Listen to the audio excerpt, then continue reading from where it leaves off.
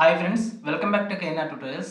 ఈ వీడియోలో మనం ఆర్ఆర్బీ గ్రూప్ డీకి సంబంధించి 21 డిసెంబర్ షిఫ్ట్ 1కి సంబంధించినటువంటి ఇంపార్టెంట్ క్వశ్చన్స్ అండ్ కాన్సెప్ట్ చూద్దాం. ఎవరైనా మన ఛానల్ని కొత్తగా చూస్తున్నట్లయితే ఛానల్ సబ్స్క్రైబ్ చేసుకొని వీడియోని లైక్ చేయండి. నేను ఈ వీడియోకి 500 లైక్స్ అనేవి టార్గెట్ ఇస్తున్నాను. తప్పకుండా ఈ టార్గెట్ అనేది కంప్లీట్ చేయండి. మీ ఫ్రెండ్స్ ఎవరైనా ఆర్ఆర్బీ గ్రూప్ డి కానీ ప్రిపేర్ అవుతున్నట్లయితే వారికి ఈ వీడియోని షేర్ చేయండి. అదేవిధంగా మన వీడియోకి ఐప్ స్కోర్ ఇచ్చి తప్పకుండా ఎంకరేజ్ చేయండి. ఫస్ట్ క్వశ్చన్ చూడండి. ఇటాలియన్ ఓపెన్ 2025 పురుషుల సింగిల్స్ టైటిల్ విజేత ఎవరు? Who won the men's singles title at the Italian Open 2025 అంటే మనకి Carlos Alcaraz. So 2025 Italian Open పురుషుల సింగిల్స్ విజేత ఎవరంటే కార్లోస్ అల్కరాస్. ఓకేనా. సో ఇటలీకి చెందినటువంటి జానిక్ సిన్నర్ను ఓడించి ఆయన ఈ టైటిల్ని నెగ్గడం జరిగింది. ఓకేనా. సో ఇక్కడ రన్నర్ అప్ ఎవరంటే జానిక్ సిన్నర్, విన్నర్ ఎవరంటే కార్లోస్ అల్కరాస్. నెక్స్ట్ ఉమెన్స్కి సంబంధించి ఇటాలియన్ ఓపెన్ ఉమెన్స్కి సంబంధించి మనకి విన్నర్ ఎవరంటే Jasmine Paolini winner. Next runner up ఎవరంటే Coco Gauff. So very very important. మహిళా సింగిల్స్ విజేత ఎవరని కూడా అడిగే అవకాశం ఉంటుంది, లేదంటే రన్నర్ అప్ ఎవరని కూడా అడిగే అవకాశం ఉంటుంది, గుర్తుపెట్టుకోండి. నెక్స్ట్ క్వశ్చన్ చూడండి. మార్చ్ 2025లో భారతదేశంలోని 58వ టైగర్ రిజర్వ్గా దేనిని ప్రకటించారు? Which was declared as India's 58th tiger reserve in March 2025 అంటే మనకి ఇక్కడ మాధవ్ నేషనల్ పార్క్ని 2025లో మార్చ్ 2025లో 58వ టైగర్ రిజర్వ్గా గుర్తించడం జరిగింది. సో ఎక్కడుంది అంటే మధ్యప్రదేశ్లో ఉంది. ఓకేనా. మాధవ్ నేషనల్ పార్క్ లేదా మాధవ్ టైగర్ రిజర్వ్ అనేది ఎక్కడుందంటే మనకి మధ్యప్రదేశ్లో ఉంది. సో మధ్యప్రదేశ్లో మొత్తం ఎన్ని టైగర్ రిజర్వులు ఉన్నాయంటే మొత్తం 9 టైగర్ రిజర్వులు అనేవి ఉన్నాయి. సో ఆప్షన్ సి అనేది మనకి కరెక్ట్ ఆన్సర్ అవుతుంది. నెక్స్ట్ క్వశ్చన్ చూడండి. భగత్ సింగ్, సుఖ్దేవ్ మరియు రాజ్గురుల బలిదానాన్ని స్మరించుకుంటూ భారతదేశంలో అమరవీర దినోత్సవాన్ని ఎప్పుడు జరుపుకుంటారు? When is మ్యాటిస్ day observed in India to commemorate the sacrifice of Bhagat Singh, Sukhdev and Rajguru అంటే మనకి మార్చ్ 23న భగత్ సింగ్ మరియు సుఖ్దేవ్ మరియు రాజ్గురు బలిదానాన్ని స్మరించుకుంటూ వారి యొక్క అమరవీరుల దినోత్సవాన్ని మనం జరుపుకుంటాం. ఎప్పుడంటే మార్చ్ 23న. ఆప్షన్ బి అనేది మనకి కరెక్ట్ ఆన్సర్ అవుతుంది. సో ఎందుకు జరుపుకుంటామంటే 1931 మార్చ్ 23న వారిని లాహోర్ జైల్లో ఉరి తీయడం జరిగింది. వారి ముగ్గురిని కూడా ఒకేసారి లాహోర్ జైల్లో ఉరి తీయడం జరిగింది. అందుకు గాను మనం మార్చి 23న వారి ముగ్గురికి సంబంధించి అమరవీరుల దినోత్సవాన్ని జరుపుకుంటాము. నెక్స్ట్ క్వశ్చన్ చూడండి. జూలై 2025లో 17వ బ్రిక్స్ శిఖరాగ్ర సమావేశం ఎక్కడ జరిగింది? Where was the 17th bricks summit held in July 2025 అంటే మనకి బ్రెజిల్లో ఉన్నటువంటి రియో డి జెనిరో నగరంలో జరిగింది. నేను చాలాసార్లు చెప్పిన, మన కరెంట్ అఫైర్స్లో కూడా ఉంది ఇది. సో బ్రెజిల్లో ఉన్నటువంటి రియో డి జెనిరో నగరంలో 17th బ్రిక్స్ సబ్మిట్ అనేది జరిగింది. 17th బ్రిక్స్ సబ్మిట్ అనేది జరిగింది. ఎప్పుడు? ఇది 2025లో. నెక్స్ట్ 2024లో 16th సబ్మిట్ ఎక్కడ జరిగిందంటే మనకి రష్యాలో జరిగింది. 16th సబ్మిట్ అనేది రష్యాలోని కజాన్ నగరంలో జరిగింది. నెక్స్ట్ 2026లో 18th సబ్మిట్ అనేది ఎక్కడ జరగనుందంటే ఇండియాలో జరగనుంది. Very very very very important. Compulsory ఏదో ఒక షిఫ్ట్లో కంపల్సరీ అడిగే అవకాశం ఉంటుంది, గుర్తుపెట్టుకోండి.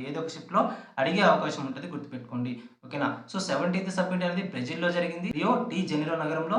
నెక్స్ట్ 2024లో 16th సబ్మిట్ అనేది రష్యాలోని కజాన్ నగరంలో జరిగింది. నెక్స్ట్ 2026లో 18th సబ్మిట్ అనేది ఇండియాలో జరగనుంది. ఓకేనా. నెక్స్ట్ ఇక్కడ చూడండి. ఈ 17th సబ్మిట్కి ఎవరు అధ్యక్షత వహించారంటే మనకి బ్రెజిల్ అధ్యక్షుడైనటువంటి Luis Inacio Lula da Silva అధ్యక్షత వహించడం జరిగింది. సో నెక్స్ట్ దీని యొక్క థీమ్ ఏంటంటే మనకి strengthening global south cooperation for a more inclusive and sustainable governance. Strengthening global south cooperation for a more inclusive and sustainable governance అనేది మనకి 17th బ్రిక్స్ యొక్క 17th సబ్మిట్కి సంబంధించినటువంటి థీమ్గా మనం చెప్తాం. ఓకేనా ఫ్రెండ్స్, త్వరలో ఆర్ఆర్బీ నుంచి 22,000 పోస్టులతో గ్రూప్ డి నోటిఫికేషన్ అనేది రాబోతుంది. మీ టైంని వేస్ట్ చేసుకోకుండా ఇప్పటి నుంచే మీ ప్రిపరేషన్ మొదలు పెట్టండి. మన కేఎన్ఆర్ ట్యూటోరియల్స్ నుంచి కేవలం 199 రూపీస్కే 1 year వ్యాలిడిటీతో ఆర్ఆర్బీ గ్రూప్ డికి సంబంధించినటువంటి ఫుల్ వీడియో కోర్స్ని అందించడం జరుగుతుంది. ఇందులో మీకు వీడియో క్లాసెస్, గ్రాండ్ టెస్టులు మరియు అదేవిధంగా టెస్ట్ సిరీస్ని ప్రొవైడ్ చేయడం జరుగుతుంది. ఈ ఆఫర్ అనేది కేవలం మొదటి 100 ఆస్పిరెంట్స్కి మాత్రమే ఉంటుంది. సో అదేవిధంగా ఈ ఆఫర్ అనేది 48 hours మాత్రమే అవైలబుల్గా ఉంటుంది. వెంటనే ప్లే స్టోర్ నుంచి కేఎన్ఆర్ ట్యూటోరియల్స్ అనే యాప్ను డౌన్లోడ్ చేసుకొని మీరు ఈ ఆఫర్ని అవైల్ చేసుకోవచ్చు. లేదంటే నేను కామెంట్ సెక్షన్లో కానీ లేదా లేదా డిస్క్రిప్షన్‌లో కానీ యాప్‌కి సంబంధించిన లింక్ ఇస్తాను. అక్కడి నుంచి కూడా మీరు యాప్‌ని డౌన్‌లోడ్ చేసుకొని ఈ ఆఫర్‌ని అవైల్ చేసుకోవచ్చు. కేవలం ఈ ఆఫర్ అనేది 48 అవర్స్ మాత్రమే అవైలబుల్‌గా ఉంటుంది. నెక్స్ట్ క్వెషన్ చూడండి. 2025లో భారత సైన్యం పాక్ ఆక్రమిత కాశ్మీర్‌లో ఉగ్రవాద స్థావరాలను లక్ష్యంగా చేసుకొని ఏ ఆపరేషన్‌ను నిర్వహించింది? Which operation was conducted by the Indian army in 2025 targeting terrorist bases in Pakistan occupied Kashmir PoK. అంటే మనకి ఆపరేషన్ సింధూర్. ఆపరేషన్ సింధూర్‌ని 2025లో భారత సైన్యం పాక్ ఆక్రమిత కాశ్మీర్‌లో ఉన్నటువంటి ఉగ్రవాద స్థావరాలను లక్ష్యంగా చేసుకొని నిర్వహించడం జరిగింది. ఆపరేషన్ సింధూర్ ఎందుకు నిర్వహించారంటే 2025 ఏప్రిల్ నెలలో జమ్మూ కాశ్మీర్‌లోని పహల్గామ్‌లో జరిగినటువంటి ఉగ్ర దాడికి ప్రతీకారంగా భారత సైన్యం అనేది ఈ ఆపరేషన్ సింధూర్‌ని చేపట్టడం జరిగింది. సో ఎప్పుడు ప్రారంభించారంటే మే 7, 2025న ఈ ఆపరేషన్‌ని ప్రారంభించడం జరిగింది. పాక్ ఆక్రమిత కాశ్మీర్‌లో ఉన్నటువంటి ముఖ్యంగా జైషే మహమ్మద్ అండ్ లష్కర్ ఎ తోయిబాకి సంబంధించినటువంటి ఈ ఉగ్రవాద స్థావరాలను లక్ష్యంగా తీసుకొని దాడులు అనేవి నిర్వహించడం జరిగింది. నెక్స్ట్ క్వెషన్ చూడండి. నీతి ఆయోగ్ నివేదిక ప్రకారం 2011-12 నుండి 2024-25 మధ్య కాలంలో భారతదేశంలో పేదరికం నుండి ఎంతమంది బయటపడ్డారు? According to the NITI Aayog report, how many people in India moved out of poverty between 2011-12 and 2024-25 అంటే మనకి మొత్తం 17.1 కోట్ల మంది అంటే 17.1 కోర్ పీపుల్ మనకి నీతి ఆయోగ్ నివేదిక ప్రకారం 2011-12 నుంచి మరియు 2024-25 మధ్య కాలంలో భారతదేశంలో పేదరికం నుండి బయటపడ్డారు. ఆప్షన్ బి అనేది మనకి కరెక్ట్ ఆన్సర్ అవుతుంది. నెక్స్ట్ క్వశ్చన్ నుండి జూలై 2025లో డిఆర్డిఓ విజయవంతంగా పరీక్షించినటువంటి క్షిపణి ఏది? Which missile was successfully tested by DRDO in July 2025 అంటే మనకి ఆప్షన్ సి ప్రళయ్. ఓకేనా. సో 2025లో డిఆర్డిఓ విజయవంతంగా పరీక్షించినటువంటి క్షిపణి ఏదంటే ప్రళయ్.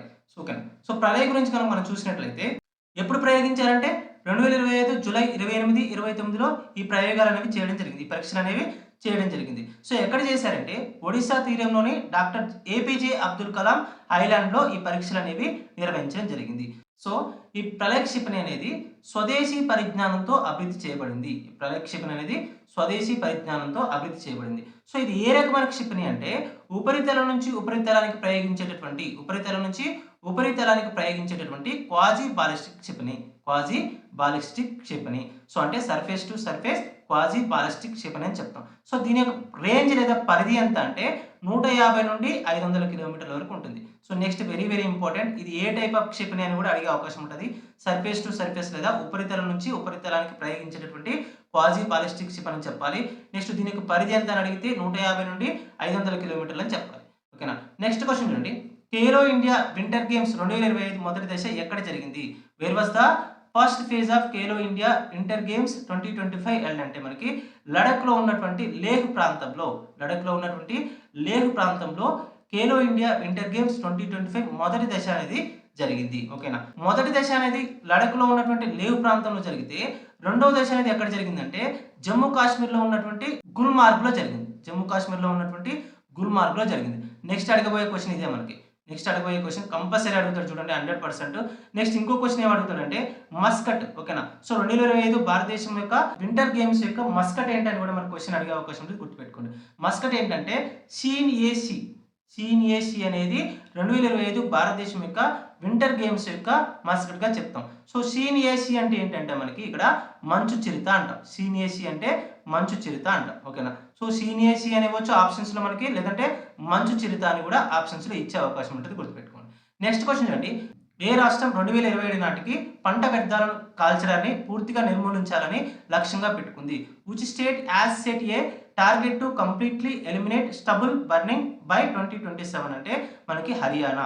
ఓకేనా. సో ఇక్కడ స్టబుల్ బర్నింగ్ అంటే ఏంటంటే చూడండి. సో వరి పంట వేసిన తర్వాత అది కోతకు వచ్చిన తర్వాత మిషన్స్ తో దాన్ని కట్ చేసిన తర్వాత ఉన్నటువంటి ఆ ఏదైతే డ్రై గ్రాస్ ఉంటుందో దాన్ని వరిగడ్డి అంటారు. సో దాన్ని ఇక్కడ ఎక్కువగా కాల్చుతూ ఉంటారు. దానివల్ల ఏమవుతుందంటే హర్యానా కానివ్వండి దాని చుట్టుపక్కల ప్రాంతాలన్నీ కూడా కాలుష్యమయమవుతుంటాయి. సో దాన్ని 2027 నాటికి ఆ వ్యర్థాలు కాల్చడాన్ని పూర్తిగా నిర్మూలించాలని లక్ష్యంగా పెట్టుకోవడం జరిగింది. ఓకేనా. ఆప్షన్ సి అనేది మనకి కరెక్ట్ ఆన్సర్ అవుతుంది.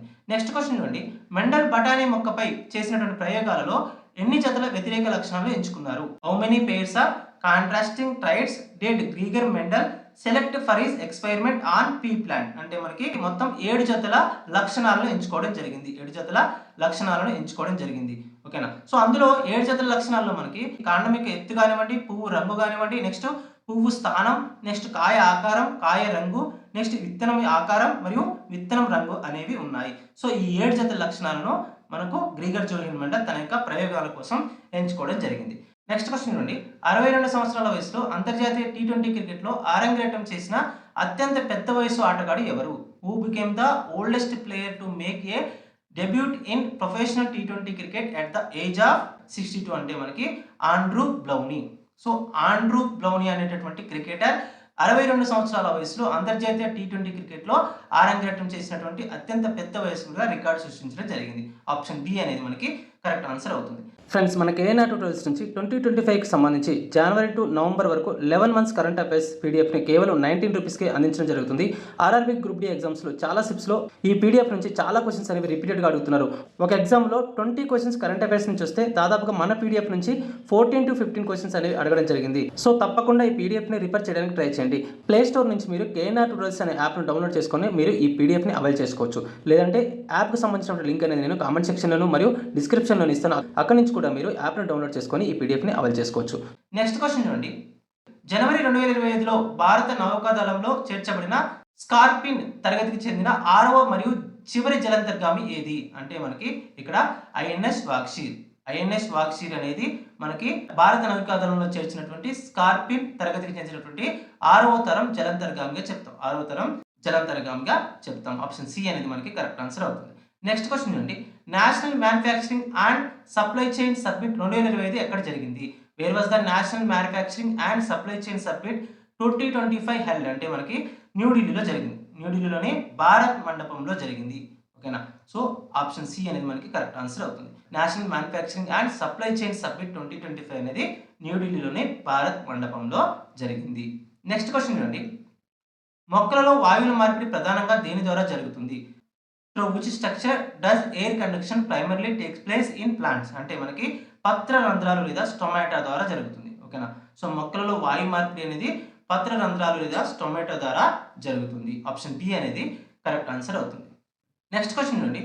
అరుణాచల్ ప్రదేశ్లోని ఏ బయోడైవర్సిటీ హాట్స్పాట్లో ఆక్రమణలకు వ్యతిరేకంగా పర్యావరణ నిరసనలు జరిగాయి? In which biodiversity hotspot of Arunachal Pradesh were ecological protest held against illegal encroachments? అంటే మనకి ఎక్కడ అంటే నమదపా నేషనల్ పార్క్ లో, అరుణాచల్ ప్రదేశ్ లో ఉన్నటువంటి నమదపా నేషనల్ పార్క్ లో ఆక్రమణలకు వ్యతిరేకంగా నిరసనలు అనేవి జరిగాయి. ఆప్షన్ బి అనేది కరెక్ట్ ఆన్సర్ అవుతుంది.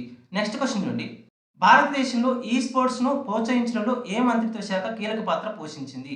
Which ministry played a key role in official recognizing and promoting ఈ స్పోర్ట్స్ ఇన్ ఇండియా? అంటే యువజన వ్యవహారాలు మరియు క్రీడల మంత్రిత్వ శాఖ, ministry of youth affairs and sports కు సంబంధించి ఈ స్పోర్ట్స్ ను ప్రోత్సహించడంలో ఆ మంత్రిత్వ శాఖ కీలక పాత్ర పోషించడం జరిగింది. ఓకేనా? ఆప్షన్ బి అనేది మనకి కరెక్ట్ ఆన్సర్ అవుతుంది. ఆప్షన్ బి అనేది కరెక్ట్ ఆన్సర్ అవుతుంది. నెక్స్ట్ క్వశ్చన్ నుండి. కార్బన్ డైఆక్సైడ్ యొక్క అణుద్రవ్య రాశి ఎంత? What is the molecular mass of carbon dioxide? అంటే మనకి ఇక్కడ కార్బన్ యొక్క అటామిక్ మాస్ ఎంత? 12. నెక్స్ట్ ఆక్సిజన్ యొక్క అటామిక్ మాస్ ఎంత? మనకి 16. నెక్స్ట్ ఇక్కడ చూడండి. CO2లో ఎన్ని కార్బన్స్ ఉన్నాయి? ఒక కార్బన్ ఉంది, 1 into C.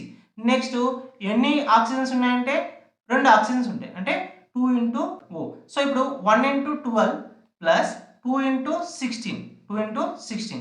సో అప్పుడు ఏమవుతుంది? 12 ప్లస్ 32 అవుతుంది. అప్పుడు మొత్తం 44 అవుతుంది. సో ఎప్పుడైనా ఒక అణుద్రవ్య రాశి తెలియాలంటే ఆ అణువులో ఉన్నటువంటి ఆటమ్స్ యొక్క అటామిక్ మాస్ అనేది తెలియాలి. ఓకేనా? సో అంటే పరమాణు ద్రవ్యరాశి అనేది తెలియాలి. అలా పరమాణు ద్రవ్యరాశి తెలిస్తే మొత్తం మనం సమ్ చేస్తే వచ్చేది మనకి అణు ద్రవ్యరాశి అవుతుంది. ఓకేనా? నెక్స్ట్ క్వశ్చన్ అండి. సో ఇక్కడ మనకి ఆప్షన్ సి అనేది కరెక్ట్ ఆన్సర్ అవుతుంది. ఆప్షన్ సి అనేది కరెక్ట్ ఆన్సర్ అవుతుంది. నెక్స్ట్ క్వశ్చన్ అండి. ఒక వస్తువు పుటాకార కటకం ముందు అనంత దూరంలో ఉంచినప్పుడు ప్రతిబింబం ఎక్కడ ఏర్పడుతుంది? Where is the image formed when an object is placed at infinity in front of a concave lens? అంటే మనకి ఫోకస్ F వద్ద ఏర్పడుతుంది. ఓకేనా? సో ఫోకస్ F వద్ద ఏర్పడుతుంది. ఒక వస్తువును పుటాకార కటకం ముందు అనంత దూరంలో ఉంచినప్పుడు ప్రతిబింబం అనేది ఫోకస్ F వద్ద ఏర్పడుతుంది. సో ఆప్షన్ సి అనేది కరెక్ట్ ఆన్సర్ అవుతుంది. నెక్స్ట్ క్వశ్చన్ చూడండి. మధుమేహం పరీక్ష కోసం డయాబెటిస్ చెక్ కిట్ ను ఎవరు అభివృద్ధి చేశారు? Who developed the diabetes check kit for diabetes testing? అంటే మనకి ICMR, Indian Council of Medical Research అనేది మనకి ఈ డయాబెటిస్ లేదా మధుమేహ పరీక్ష కోసం డయాబెటిక్ చెక్ కిట్ ను తయారు చేయడం జరిగింది. డయాబెటిక్ చెక్ కిట్ ను తయారు చేయడం జరిగింది. సొంత ఖర్చులతో దీన్ని తయారు చేయడం జరిగింది. నెక్స్ట్ క్వశ్చన్ చూడండి. భూమి చుట్టూ చంద్రుని గమనానికి కారణమయ్యే బలం ఏది? Which force is responsible for the motion of the moon around the earth? అంటే మనకి అభికేంద్ర బలం లేదా సెంట్రిఫ్యూగల్ ఫోర్స్. ఓకేనా. సో భూమి చుట్టూ చంద్రుని యొక్క గమనానికి కారణమైనటువంటి బలం ఏంటంటే మనకి ఇక్కడ అభికేంద్ర బలం లేదా సెంట్రిఫ్యూగల్ ఫోర్స్. సో ఇది దేని వల్ల కలుగుతుందంటే ఎర్త్ యొక్క గ్రావిటేషనల్ ఫోర్స్ వల్ల. ఈ అభికేంద్ర బలం అనేది ఎర్త్ యొక్క గ్రావిటేషనల్ ఫోర్స్ వల్ల కలుగుతుంది. గ్రావిటేషనల్ ఫోర్స్ వల్ల కలుగుతుంది. అందుకే చంద్రుడు భూమి చుట్టూ తిరగగలుగుతాడు. సో ఆప్షన్ సి అనేది మనకి కరెక్ట్ ఆన్సర్ అవుతుంది. నెక్స్ట్ క్వశ్చన్ చూడండి. ఫినాప్థలిన్ సూచిక క్షారంలో ఏ రంగు ఇస్తుంది? What colour does phenolphthalein indicator turn in a basic medium? అంటే పింక్ కలర్ లేదా గులాబీ రంగుని ఇస్తుంది. ఓకేనా. ఫినాప్థలిన్ సూచిక అనేది క్షారంలో మనకి గులాబీ రంగు లేదా పింక్ కలర్ని ఇస్తుంది. ఓకేనా. సో ఆప్షన్ సి అనేది మనకి కరెక్ట్ ఆన్సర్ అవుతుంది. నెక్స్ట్ క్వశ్చన్ చూడండి. ఆమ్లం నీటితో చర్య జరిపినప్పుడు ఏ అయాన్ విడుదలవుతుంది? Which ion is released when an acid reacts with water? అంటే మనకి హైడ్రోనియం అయాన్ అనేది విడుదలవుతుంది. సో ఇక్కడ యాసిడ్ అనేది దేంతో చర్య జరుపుతుంది? యాసిడ్ అనేది వాటర్తో చర్య జరుపుతుంది.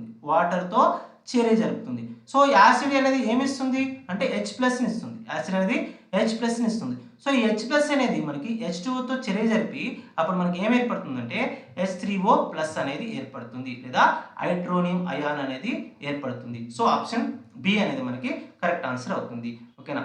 సో ఇవి మనకి 21 డిసెంబర్ ఫస్ట్ షిఫ్ట్కి సంబంధించినటువంటి ఇంపార్టెంట్ క్వశ్చన్స్ అండ్ కాన్సెప్ట్. ఎవరైనా మన ఛానల్ని కొత్తగా చూస్తున్నట్లయితే ఛానల్ సబ్స్క్రైబ్ చేసుకుని వీడియో లైక్ చేయండి.